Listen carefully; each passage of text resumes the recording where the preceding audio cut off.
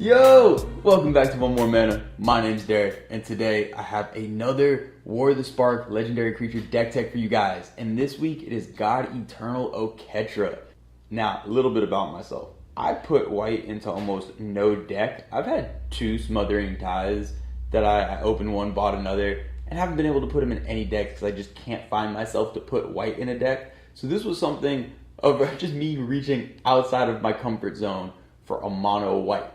But basically, when I saw the God Eternals, they kind of got me thinking and they kind of got me excited. And when I saw Oketra, at first, it really didn't excite me too much. But that effect it has, especially in mono white, is kind of something that can fly under the radar, but I think can be super, super useful and really get certain game plans going where they need to go. So first, looking at it, one of the first thoughts you can have is you can just make a token deck. Every time you cast a creature, you get a 4/4 token, which is pretty sizable, and you can build a token army. Now, I kind of went away from that just because I felt like, while mono white isn't bad for tokens, there's tons of token generators, I just felt like there's so many other colors that do it better. But one thing mono white does great that I think this card lends itself to as a strategy is life gain. Now, hear me out. Every time you cast a creature, and this deck has a lot of creatures, you get a 4/4 vigilance token. Now, having a bunch of these 4/4 tokens, yeah, you can be swinging at people, but the best part is that vigilance. You're always going to have blockers and stuff up to protect yourself. So you can keep your life total high and then use a bunch of incremental life gain effects and benefit off of that in the long term to really just either have huge explosive plays with that or over the course of the game outvalue people with these incremental effects and also take advantage of all these tokens you're creating along the way. It's probably my favorite thing about God Eternal Oketra is you get these 4/4 tokens just for casting creatures. It doesn't matter what creatures you cast. So you can have a full game plan and it's just incidental that you're getting a ton of tokens and big tokens at that in the process. So taking a look at the creatures, the first one I have to mention is Archangel of Thune.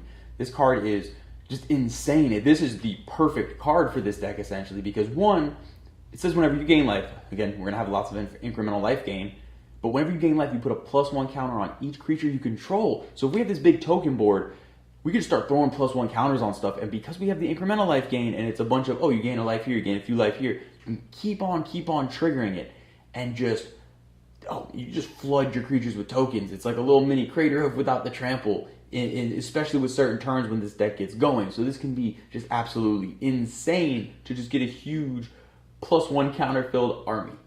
The next one is Crested Sunmare. So this basically, if we gain life during our turn, at the end step, we get a 5/5 horse. A 5/5 horse. Talk about big tokens. That's one of the most interesting things about this deck is it's a token deck, but you're making these just beefy tokens, these big tokens. Normally you want to go so wide, but when you got a bunch of 4/4s and a bunch of 5/5s filling the board, it changes the math real fast. Also, this thing just gives all your horses indestructible, so you've got a whole bunch of indestructible horse tokens flying around. It's if that's not living the dream, I don't know what is. Now, I mentioned this incremental life gain. Cards like Soul Warden is an example, and there's a few cards like this in the deck that whenever a creature enters the battlefield, you gain a life. Now, again, because of our Oketra trigger, basically every time we play a creature, we're going to get a second creature as long as Oketra's out. So that's going to be gaining 2 life every time we cast a creature, in addition to building our board. So that's going to be 2 triggers on cards like this, 2 life gain triggers, as I already mentioned with an Archangel of Thune, that can get out of hand. And especially when you're building your board and you're buffing it, and you're buffing up your life total in the process, all this kind of starts synergizing and you can get pretty scary. Now the next creature is Pre-Eternalized Oketra, Oketra the True. Now, this is a 3/6 double striking, indestructible creature, and all it needs to be able to do to attack and block is for you to have 3 other creatures at least. Which, again, in this deck we have lots of creatures, lots of tokens. It's not that hard, and she herself can make more tokens. I think this card is, in a lot of decks it might not be great. In this deck I think it's really good because you're going to have so many creatures out most of the time that it's really just, you're getting a 3/6 double striking indestructible. And in a deck where we care about our life total, it's an amazing blocker. And if we're trying to be on the offensive, having an indestructible double striker, it's never bad. So the next creature I'm going to mention is Serra Avatar. This is just one of the, I feel like, a staple in any type of life gain deck because its power and toughness are equal to your life total. And it doesn't have any type of evasion or anything like that, but we do have ways to give creatures double strike or lifelink or just a few other effects in this deck. And this is one of those things that, especially if you can give it lifelink, it can get out of hand fast. And at the very least, you have this just giant, massive creature sitting around that if for whatever reason somebody ends up open, they're probably just dead. And then the last creature just synergizes perfect with that Sarah avatar we just talked about, and that's Wall of Reverence. This is a flying defender that's a 1/6, so it's going to be blocking basically most creatures that are coming at you to, again, protect that life total. But more importantly, at your end step, you gain life equal to the power of target creature you control. Now, kind of dreamland that it's a Sarah avatar and you're just gaining tons and tons of life. But I've talked about a few pump effects already. I've talked about some of the decent sized creatures we have. It's really not that hard to, on your end step, just be gaining so much life. And again, you have this giant defender there that's doing it for you, so you're able to protect yourself. And it's, again, in this deck, life is a resource, and you can get a lot of that resource like that. So moving on to the artifacts, the first one I'm going to talk about is Oketra's Monument. So this is going to ramp us because it's going to make all your white creature spells cost 1 less. And again, and on a white, we'll take all the ramp we can get. And also, when we cast those white creature spells, we're going to get a 1/1 token in addition to that. This is great because not only will it trigger ETB effects like some of those incremental life gain effects, but we're going to have all these extra tokens out, so if we are going that token swarm route to win, never have enough of them. So this is just, it kind of does a little bit of everything we need to do, and again, mono white, source a ramp, which is good. The next one I'm going to talk about is Alhammar's Archive. Now, it doubles our life gain, which is amazing, is what we want to do, and then outside the first card we draw every turn, it's going to double that as well. And we have some decent card draw effects in here, especially for mono white, and if we can double that and start getting our hands full of stuff, it can become really dangerous because that's probably the biggest thing that's going to hold mono white back. I mean, a lot of things hold mono white back, but the biggest is probably going to be card draw. And if we can get a lot of card advantage, it can get scary.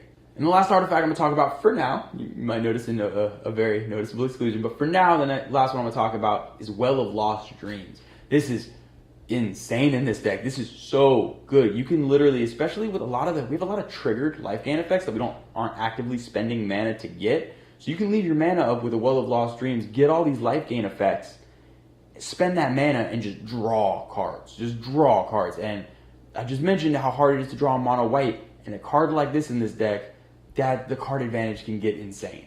Looking at the sorceries, we're just running a few board wipes here. I love the flexibility of Cleansing Nova and Austere Command, and Fumigate just does a tremendous job of blow up the board, gain a whole bunch of life. Kind of what we want to do. I mentioned we have a token sub-theme, so usually you don't want a ton of board wipes. But since 2 of those don't need to kill all our creatures, and then the other one does what we want to do, it's not a bad idea to, I kind of always err on the side of, I'd rather have too many board wipes than too few.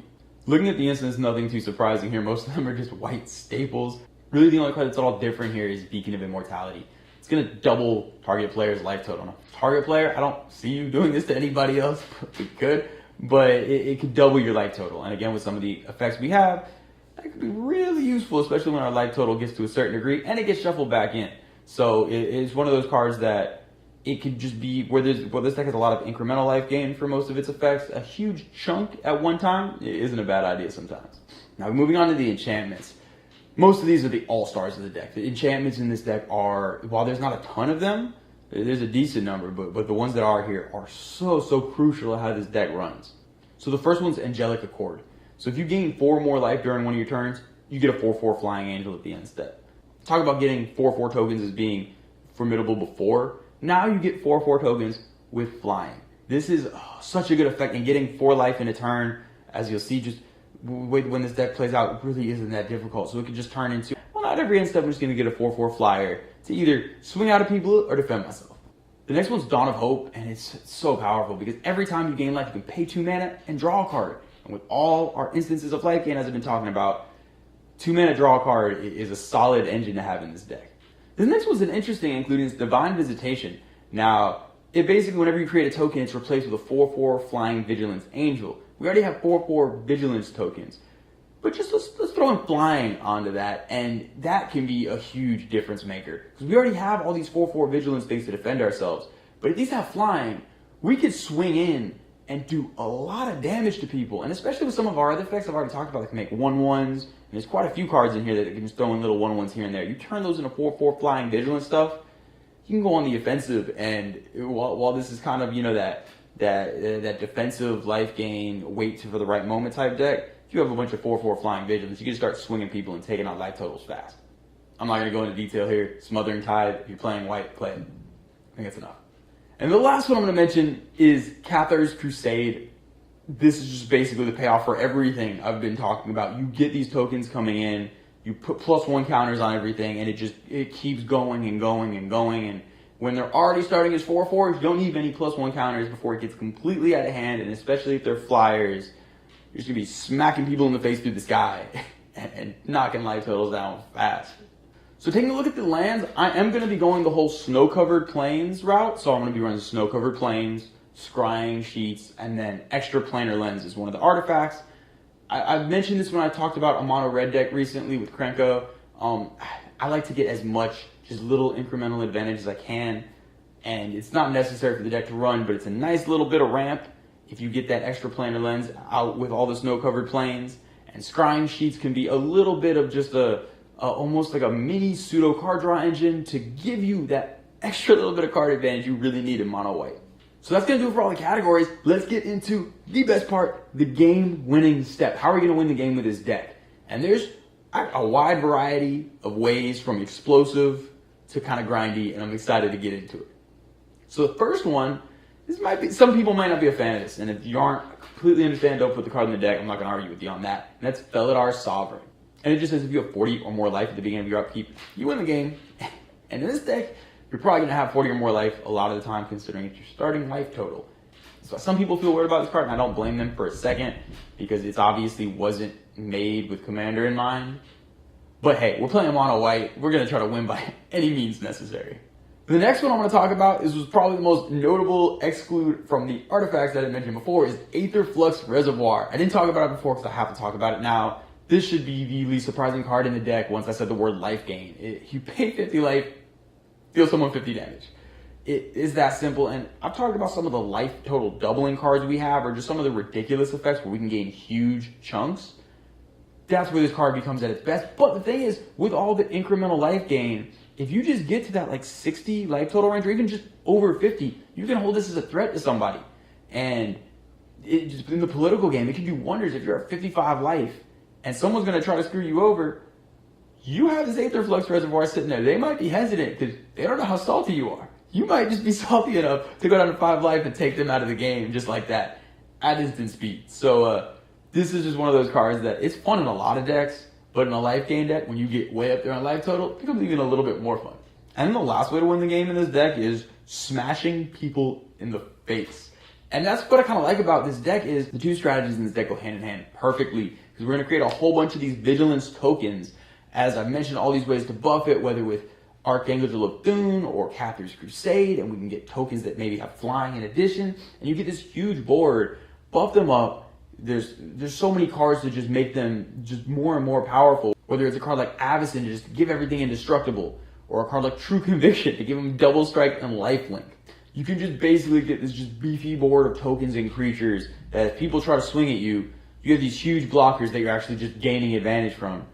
And on the other end, you can just be smacking people in the face while still leaving a bunch of blockers up.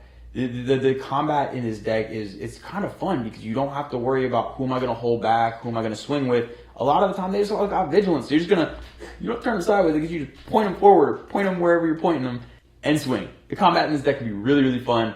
And it's not the most fancy, not the most complicated way to win, but when you get a bunch of big creatures like that, smacking people in the face, not as flashy as when you're playing green, you got the Crater Hoof, or if you're playing red, you got the Perforos, if you're getting a whole bunch of creatures out. Mono white is because it's just a little bit more simple. Just get a bunch of big creatures, hopefully they have flying, and just smack people. Well, that's going to do it for this week's deck tech. Thank you guys so much for watching. I really hope you enjoyed seeing me step out of my comfort zone like this. Like I said, I never play white at all, and to go this deep into mono white was really, really fun. I had a really good time with it. I really hope you guys try out this deck. This whole, especially with life gain. Life gain is one of those things in Commanders that I don't want to say it's frowned upon, but people don't think it's that good.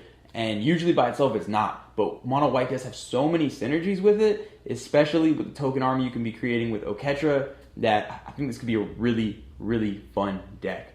So let me know what you guys think. Something I didn't really get into is this whole new text on these gods with the third from the top. Now, my assumption is everyone's just sending it to command zone because tucking your own commander doesn't seem like a great idea.